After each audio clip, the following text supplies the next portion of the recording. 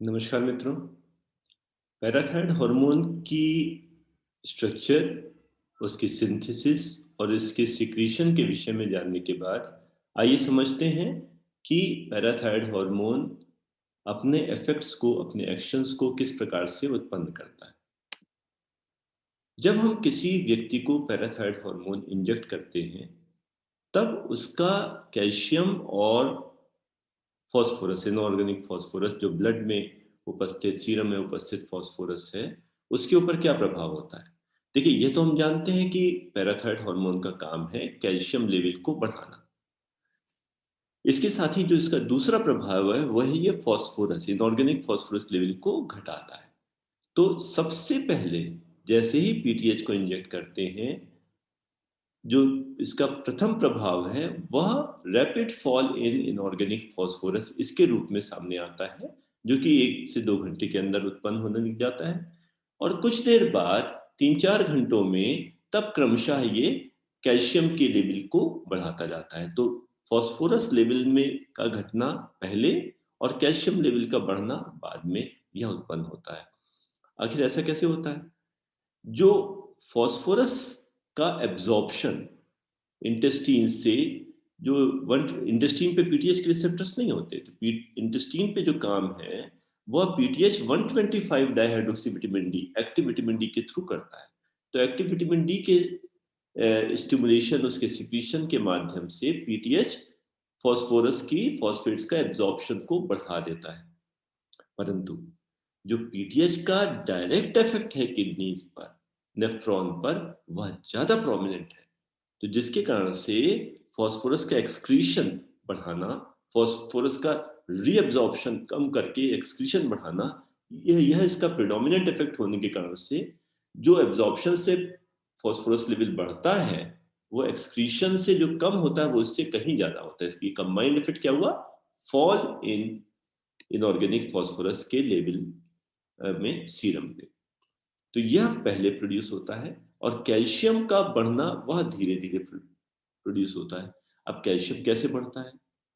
Calcium बढ़ाने के तरीके क्या हैं? जो डाइट में कैल्शियम है उसको एब्जॉर्ब कर लो, ब्लड कैल्शियम लेवल बढ़ जाएगा। जो यूरिन से कैल्शियम का एक्सक्रीशन है उसको रोक लो, कैल्शियम लेवल बढ़ जाएगा।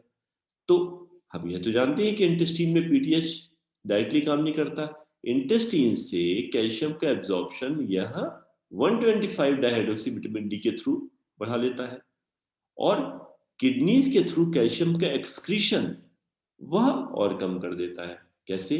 कैल्शियम का रीअब्जॉर्प्शन बढ़ा के। तो जब ट्यूब्यूल्स के थ्रू कैल्शियम का रीअब्जॉर्प्शन बढ़ जाता है, कैल्शियम एक्सक्रीशन कम हो जाता है, इससे कैल्शियम लेवल बढ़ने लग जाते हैं। तो पीटीएच को जब हम इंजेक्ट करते हैं तो इसका प्रभाव क्या हुआ? धीरे धीरे कैल्शियम लेवल बढ़ता हुआ और कुछ समय में 3-4 घंटे पे ये अपने पीक पे पहुंच जाता है। तो पीटीएच इंजेक्शन का परिणाम कैल्शियम लेवल के बढ़ने के रूप में सामने आता है। अब इसके जो तीनों ऑर्गन्स पे प्रभाव है कैल्शियम मेटाबॉलिज्म पे, उनको विस्तार से समझते हैं। पहला ऑर्गन इंटेस्टीन। हम ये जानते हैं कि पैराथॉर्मोन इंटेस्टीन पे डायरेक्टली काम नहीं करता। इंटेस्टीन से कैल्शियम और फास्फोरस एब्जॉर्प्शन को जो प्रभावित करने का काम है, यह पीटीएच पहले 25 हाइड्रोक्सी विटामिन डी को 125 डाइहाइड्रोक्सी विटामिन डी में कन्वर्ट कराता है, 1 अल्फा हाइड्रोक्सिलेज एंजाइम को स्टिमुलेट करके। तो पीटीएच ने 1 अल्फा हाइड्रोक्सिलेज एंजाइम को स्टिमुलेट किया, उसने इनएक्टिव 25 हाइड्रोक्सी विटामिन डी को एक्टिव 125 डाइहाइड्रोक्सी विटामिन डी में कन्वर्ट किया। और ये 125 डाइहाइड्रोक्सी विटामिन डी यह इंटेस्टाइन पे बहुत प्रोमिनेंट इफेक्ट्स रखता है। किस पर? कैल्शियम और फॉस्फेट्स दोनों के एब्जॉर्प्शन को बढ़ाता है। यह किस प्रकार से होता है? कैल्शियम की बात करें अगर, तो ये इंटेस्टिनल एपिथेलियल सेल है, ये इंटेस्टाइन का ल्यूमेन है। तो इंटेस्टाइन के ल्यूमेन से सेल के अंदर टीआरपीवी जो चैनल्स हैं उनके माध्यम से कैल्शियम अंदर प्रवेश करता है। तो एक्टिव विटामिन डी क्या करता है? इन टीआरपीवी चैनल्स की सिंथेसिस और इनका एक्सप्रेशन सेल सरफेस पे बढ़ा देता है, जिससे ज्यादा से ज्यादा कैल्शियम अंदर आ सके। अब कैल्शियम जब अंदर सेल के आएगा तो ये सेल की सिग्नलिंग को, क्योंकि कैल्शियम एक सिग्नलिंग मॉलिक्यूल है, वो उसकी सिग्नलिंग को प्रभावित कर सकता है। इसलिए जैसे ही कैल्शियम अंदर आता है उसको नॉन रिएक्टिव बना दिया जाता है किसी कैल्शियम बाइंडिंग प्रोटीन से मिला के। तो सेल के अंदर कैल बाइंडिंग डी, यह जो प्रोटीन है ये कैल्शियम को कंबाइन करके उसको इनएक्टिव बना देती है। अब ये कैल्शियम की लार्ज क्वांटिटी सेल के अंदर पड़ी रह सकती है, जिससे बाहर ल्यूमेन से कैल्शियम जो अंदर आ रहा है उसमें बाधा ना पड़े। अब ये कैल बाइंडिंग प्रोटीन से लगा हुआ कैल्शियम यह सेल की इंटेस्टिनल एपिथेलियल सेल की बेसोलैटरल मेम्ब्रेन पे पहुंचता है, जहां पे plasma membrane calcium ATPase PMCA इन चैनल्स के माध्यम से और सोडियम कैल्शियम एक्सचेंजर इन एक्सचेंजर चैनल्स के माध्यम से यह कैल्शियम एक्स्ट्रासेलुलर फ्लूइड में पहुंचा दिया जाता है, जहां से ये ब्लड कैपिलरीज में एब्जॉर्ब हो जाता है। तो इस प्रकार से कैल्शियम टीआरपीवी चैनल, कैल बाइंडिंग प्रोटीन और उसके बाद पीएमसीए और सोडियम कैल्शियम एक्सचेंजर, इन तीन प्रक्रियाओं से होता हुआ एब्जॉर्ब होता है। और ये तीनों स्टेप्स को 125 डाइहाइड्रोक्सी विटामिन डी, जो एक्टिव विटामिन डी है, वह स्टिमुलेट करता है, इनकी सिंथेसिस और इनके एक्सप्रेशन को बढ़ाता है। तो इस प्रकार पीटीएच कैल्शियम एब्जॉर्प्शन बढ़ाना और फॉस्फेट्स का एब्जॉर्प्शन इंटेस्टाइन से बढ़ाना, यह 125 डाइहाइड्रोक्सी विटामिन डी के थ्रू करता है। आइए किडनीज पे बात करते हैं।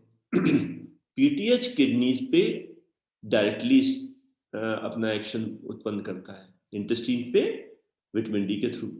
तो किडनीज पर पीटीएच रिसेप्टर्स होते हैं और उनके द्वारा यह कैल्शियम रीअब्जॉर्प्शन और फॉस्फेट्स का रीअब्जॉर्प्शन उनको नियंत्रित करता है।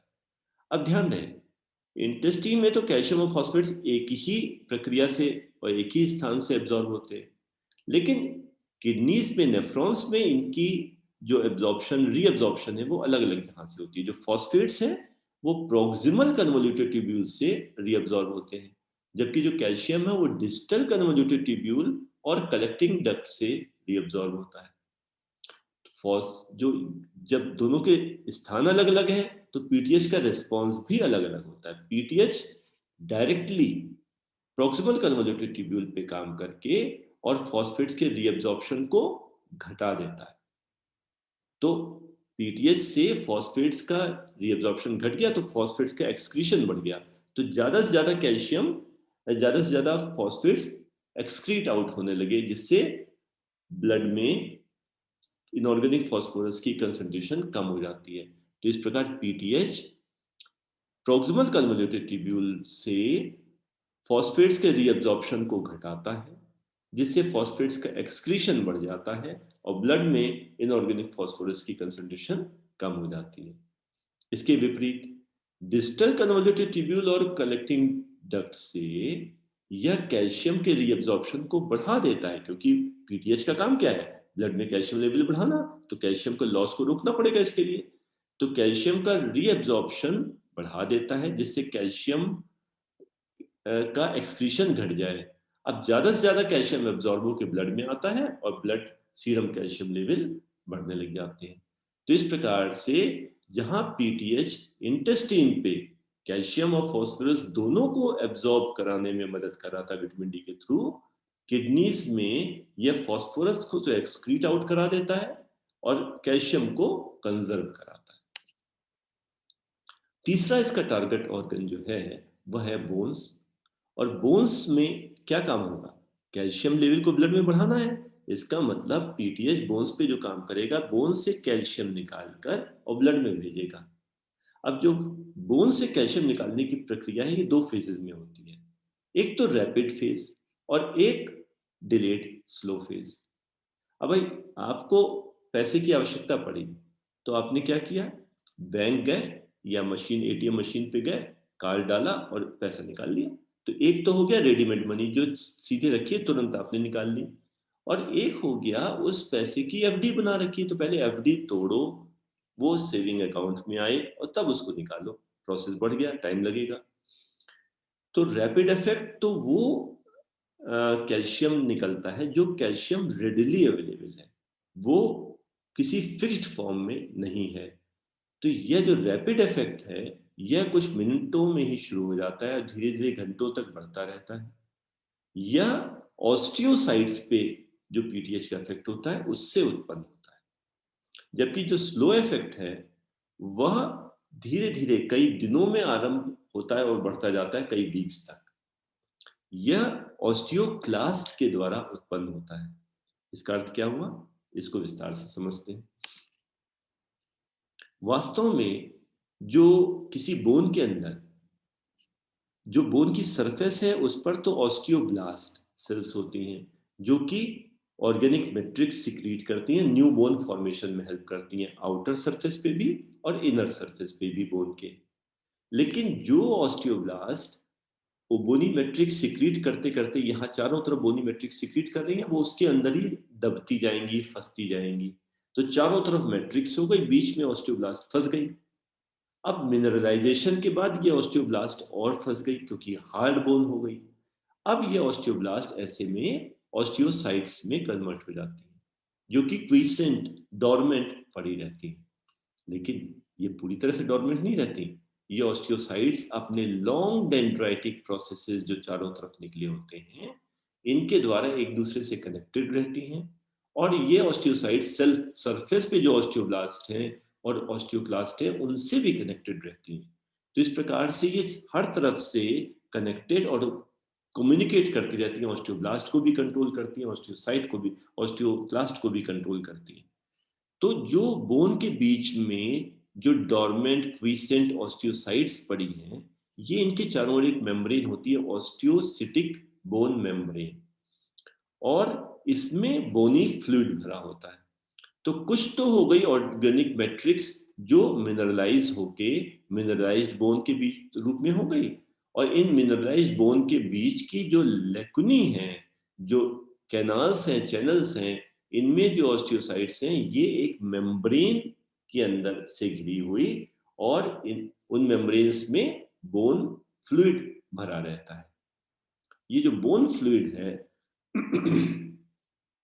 इसमें कैल्शियम की वो फॉर्म होती है जो रेडिली एक्सचेंजेबल होती है, जबकि मिनरलाइज्ड बोन में कैल्शियम की वो फॉर्म होती है जो कि हार्ड क्रिस्टल्स के रूप में होती है। आइए इसको समझते हैं। जो रैपिड इफेक्ट होता है, जो ऑस्टियोसाइट्स के थ्रू होता है, वो इसलिए क्योंकि ऑस्टियोसाइट्स के ऊपर पैराथायरॉयड हार्मोन के रिसेप्टर्स होते हैं। तो जैसे ही पीटीएच इन पैराथायरॉयड हार्मोन पीटीएच या पीटीएचआरपी रिसेप्टर्स से कंबाइन करता है जो ऑस्टियोसाइट्स के ऊपर हैं, वह ऑस्टियोसिटिक मेम्ब्रेन पे जो कैल्शियम पंप है उनको स्टिमुलेट कर देता है, और कैल्शियम पंप इस बोनी फ्लूइड में जो कैल्शियम है, उस कैल्शियम को उस बोनी फ्लूइड के कैल्शियम से ब्लड वेसल के अंदर पंप करने लग जाता है। तो इस प्रकार जो इस बोनी फ्लूइड में रेडली एक्सचेंजेबल कैल्शियम है, वह ब्लड वेसल में जाने लग जाता है। तो जैसे ही पीटीएच ऑस्टियोसाइट्स और ऑस्टियोसिटिक मेम्ब्रेन पे अपने रिसेप्टर से कंबाइन किया, वह बोनी फ्लूइड में जो एमोर्फस बोन क्रिस्टल है, एमोर्फस मुलायम आसानी से टूट जाने वाले, जो मुख्यतः एक्सचेंजेबल पूल ऑफ कैल्शियम जिनमें है, कैल्शियम HPO4 CaHPO4 के रूप में, उनसे जो कैल्शियम है जिसको आसानी से टूट जाए, उसको ये ब्लड में पंप करा देते हैं। तो रैपिड इफेक्ट पीटीएच का कैसे उत्पन्न होता है? ऑस्टियोसाइट्स के चारों ओर जो ऑस्टियोसिटिक मेम्ब्रेन है उस पे कंबाइन करके ये जो बोनी फ्लूइड्स है जो भरा हुआ है, बोनी फ्लूइड्स में जो CaHPO4 जो एमोर्फस बोन क्रिस्टल्स है, उनसे कैल्शियम निकालकर ब्लड वेसल में पहुंचाना। इस प्रोसेस को कहते हैं ऑस्टियोसाइट्स के द्वारा मीडिएटेड होने के कारण से ऑस्टियोसिटिक ऑस्टियोलिसिस, जो एमोर्फस बोन क्रिस्टल्स CaHPO4 से कैल्शियम रिलीज करा के होता है। अब दूसरी फेज होती है पीटीएच एक्शन की, डिलेड फेज, जिसमें वो ऑस्टियोक्लास्ट को एक्टिवेट करता है और ऑस्टियोक्लास्ट के द्वारा बोन का और जो रिजॉर्प्शन वो बढ़ा देता है। लेकिन यहाँ एक दिक्कत आती है, ऑस्टियोसाइट्स के ऊपर तो पीटीएच के रिसेप्टर्स थे, ऑस्टियोब्लास्ट के ऊपर भी पीटीएच के रिसेप्टर्स थे, लेकिन ऑस्टियोक्लास्ट पे पीटीएच के रिसेप्टर्स नहीं है। तो ऑस्टियोक्लास्ट पे पीटीएच सीधे काम नहीं कर पाता। पीटीएच किस पे काम करेगा? ऑस्टियोसाइट पे। पीटीएच किस पे काम करेगा? ऑस्टियोब्लास्ट पे। और हम जानते हैं ये सब परस्पर एक दूसरे से कम्युनिकेटेड है। तो जब वो ऑस्टियोसाइट को, ऑस्टियोब्लास्ट को स्टिमुलेट करता है, तो उसके स्टिमुलेशन से सेकेंडरीली वो ऑस्टियोक्लास्ट को स्टिमुलेट करता है। और यही ऑस्टियोक्लास्ट जो ऑस्टियोसाइट और ऑस्टियोब्लास्ट से स्टिमुलेट हो रही है, वह जाके बोनी रिजॉर्प्शन को बढ़ा देती है। अब यहाँ यह समझना होगा कि ऑस्टियोसाइट और ऑस्टियोब्लास्ट यह किस प्रकार से ऑस्टियोक्लास्ट को एक्टिवेट करती है। तो वास्तव में ऑस्टियोब्लास्ट जो कि सेल्स जो बोन सरफेस पे होती हैं, और ऑस्टियोसाइट्स जो बोन के अंदर होती हैं, इन दोनों के ऊपर पीटीएच रिसेप्टर्स हैं। जब ये स्टिमुलेट होती हैं तो ऑस्टियोब्लास्ट क्या करती हैं? ये ऑस्टियोक्लास्ट के प्रिकर्सर्स को, वह प्रोजेनिटर सेल, वह कॉमन सेल, प्लूरिपोटेंट सेल जो ऑस्टियोक्लास्ट में कन्वर्ट हो सकती है, उसको स्टिमुलेट करती है। अब ऑस्टियोक्लास्ट के जो प्रिकर्सर्स हैं, वो जब ऑस्टियोक्लास्ट में डिफरेंशिएट होते हैं, तो ये ऑस्टियोक्लास्ट अभी बन तो गई, लेकिन ये एक्टिव नहीं होती। वास्तव में इन ऑस्टियोक्लास्ट के ऊपर एक रिसेप्टर होता है जिसे कहते हैं रैंक। ये रैंक रिसेप्टर जब ऑस्टियोब्लास्ट के ऊपर रैंक लाइगैंड इससे कंबाइन करता है, तब यह ऑस्टियोक्लास्ट एक्टिवेट होके एक्टिवेटेड ऑस्टियोक्लास्ट बनती है। और पीटीएच का काम क्या होता है? पीटीएच इन ऑस्टियोब्लास्ट को एक्टिवेट करता है और इनके ऊपर रैंक लाइगैंड को का एक्सप्रेशन बढ़ा देता है। तो ऑस्टियोब्लास्ट एक्टिवेट हुए, इन्होंने ऑस्टियोक्लास्ट प्रिकर्सर्स को ऑस्टियोक्लास्ट में कन्वर्ट करा दिया। अब ऑस्टियोब्लास्ट के ऊपर रैंक लाइगैंड एक्सप्रेशन बढ़ गया, जिससे ऑस्टियोक्लास्ट के रैंक रिसेप्टर से रैंक लाइगैंड जब कंबाइन किया, तो उसने ऑस्टियोक्लास्ट को एक्टिवेट भी करा दिया। अब ये एक्टिवेटेड ऑस्टियोक्लास्ट बोन सरफेस के ऊपर आके बैठ गए, और बैठने के बाद उन्होंने वहां से और बोन को कुरेद कुरेद के रिजॉर्व कराना शुरू करा दिया। तो इस प्रकार से पीटीएच पहले ऑस्टियोब्लास्ट को एक्टिवेट करता है, उसके द्वारा ऑस्टियोक्लास्ट को एक्टिवेट करता है, जिससे ऑस्टियोक्लास्टिक बोन रिजॉर्प्शन आरंभ होता है। एक प्रक्रिया और भी होती है, एक होते हैं ऑस्टियोप्रोटोजेनिन। ये इनका प्रोटोजेनिन, ऑस्टियोप्रोटोजेनिन जो कंपाउंड्स होते हैं, यह रैंक लाइगैंड को ब्लॉक करके इनहिबिटेड रखते हैं। पीटीएच इन ऑस्टियोप्रोटोजेनिन को भी रिड्यूस कर देता है, तो जिसके कारण से रैंक लाइगैंड जो ऑस्टियोब्लास्ट के ऊपर एक्सप्रेस हुए थे, वो जो ऑस्टियोप्रोटोजेनिन से ब्लॉक्ड रहते हैं, वो अब अनब्लॉक हो जाते हैं और ऑस्टियोक्लास्ट से ज्यादा उसको एक्टिवेट कर पाते हैं। तो इस प्रकार से दो प्रोसेसेस हुए, एक तो रैंक लाइगैंड का एक्सप्रेशन और एक ऑस्टियोप्रोटोजेनिन का रिप्रेशन। इससे ऑस्टियोक्लास्ट का एक्टिवेशन ज्यादा अच्छा होता है। तो इस प्रकार जब हम पैराथायरॉयड हार्मोन बोन पे काम करने के लिए, एक इमीडिएट इफेक्ट होता है इसका स्ट्रेट पे ऑस्टियोसाइट पे जाकर ऑस्टियोसाइटिक मेम्ब्रेन के ऊपर जो कैल्शियम पंप हैं, उनको एक्टिवेट करके एमॉर्फस बोन क्रिस्टल CHPO4 से एक्सचेंजेबल कैल्शियम को निकाल के इमीडिएटली कैल्शियम लेवल बढ़ाने लग जाना। और दूसरा काम है जो डिलेड इफेक्ट, वो ऑस्टियोसाइट और ऑस्टियोब्लास्ट के थ्रू ऑस्टियोक्लास्ट को एक्टिवेट करना और इन ऑस्टियोक्लास्ट के माध्यम से बोन का रिजॉर्प्शन कराना, जिससे जो बोन में जो हाइड्रोक्सी एपेटाइट जो स्ट्रॉन्ग क्रिस्टल है वो रिलीज हो, और इस हाइड्रोक्सी एपेटाइट क्रिस्टल के टूटने से फिर उसमें से कैल्शियम रिलीज हो, और ये कैल्शियम बहुत लंबे समय तक ब्लड में कैल्शियम लेवल को बढ़ाए रखने में मदद कर सकता है। क्यों? क्योंकि CHPO4 तो केवल 1% है, लेकिन हाइड्रोक्सी एपेटाइट क्रिस्टल्स जो है वो 99% है। वह कैल्शियम का मेन स्टोर्ड फॉर्म है, और वह काफी लंबे समय तक कैल्शियम को बोन से रिलीज करा सकता है। तो इस प्रकार मित्रों, पीटीएच इंटेस्टाइन पे 125 डाइहाइड्रोक्सी विटामिन डी के थ्रू, और किडनीज पे डायरेक्टली और बोन्स पर डायरेक्टली काम करता है। इंटेस्टाइन से यह कैल्शियम और फास्फोरस दोनों का एब्जॉर्प्शन बढ़ाता है 125 डाइहाइड्रोक्सी विटामिन डी के थ्रू।